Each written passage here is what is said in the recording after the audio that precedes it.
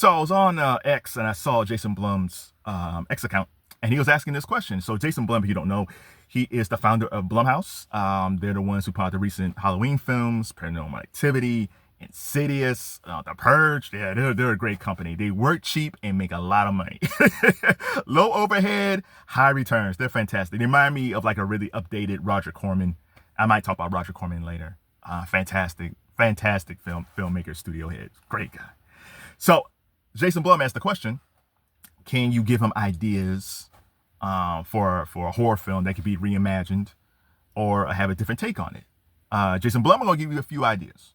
And you do the same if you find his account on X.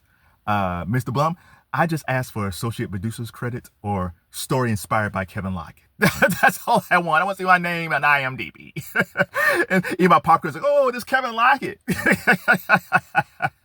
That's all I want. Okay, anywho. So there's a couple of things I thought of. One, reimagine Paranormal Activity, well, for urban slant. You take a black family, and if you saw Sinners, they talked a lot about hoodoo. You can kind of incorporate that into Paranormal Activity. There's been like funny versions of black folks in Paranormal Activity, type of just kind of joking about it. But now I want a serious, scary film like you guys did in the original. So take a black family, use hoodoo, voodoo, kind of tie that into it. Or you can go Latin. No, do both. You can go Latin. Same thing, but then you can play around with the whole Day of the Dead in Mexican culture, or anything else that's in Latin culture that kind of plays with death or something like that, and kind of bring that into Paranormal Activity. So there's a lot of ways you can go with Paranormal Activity, relaunching it with urban cast. And actually you can do both, since you work so cheap, you can do both versions, do the black family and do the Latin version. And in fact, that could be all in Spanish. So you can almost hit America and Latin cultures going two different ways with two different cultures. So there's one. I thought about Terror Train. I said Terror Train would be a good one because Jamie Lee Curtis, who's part of the Blumhouse family because of Halloween film, she can come back into it because she was in the original Terror Train. She was the Scream Queen, man. She was in the original Terror Train, and she can pop up in that. But I guess there was a Terror Train in 2022. It's like, I'm so close. There was a Terror Train in 2022. Not to say you can't redo it, but it's kind of close. That's only like a few years ago, so I dropped that idea. But however, there's another idea that I had. April Fool's Day, a cult classic with a major twist at the end. You're set in a mansion, so overhead's going to be at a low cost, and you can use social media and all that stuff, talk about pranks and all that stuff, because what happens in this film is you don't know what's prank and what's real, and people are getting knocked off. But it's supposed to be April Fool's Day, and it's supposed to be this big prank going on in this mansion, and things go awry.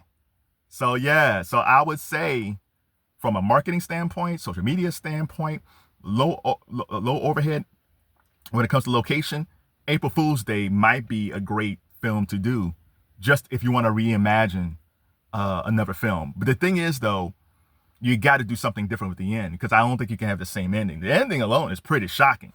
It's pretty shocking, and I guess you could do that. But Blumhouse, a lot of people who watch Blumhouse films know horror films, so you got to really dig deep and find a even twistier ending. So Jason Blum, if you find this, hook me up. I love Blumhouse because they remind me of Roger Corman. Roger Corman was a filmmaker, studio head back in the 60s through the 70s, through the 80s.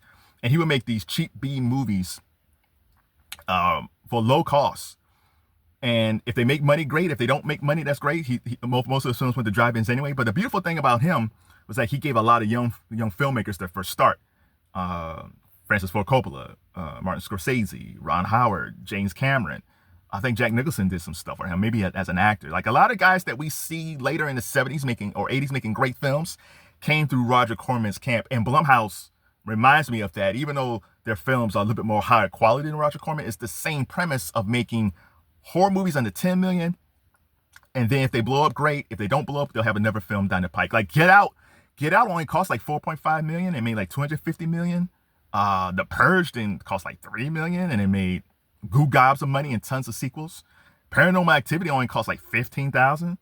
Insidious wasn't that expensive. Like there's, what was it, the Freddy film, I forget, the Five Freddy Fingers of whatever film that is. I apologize.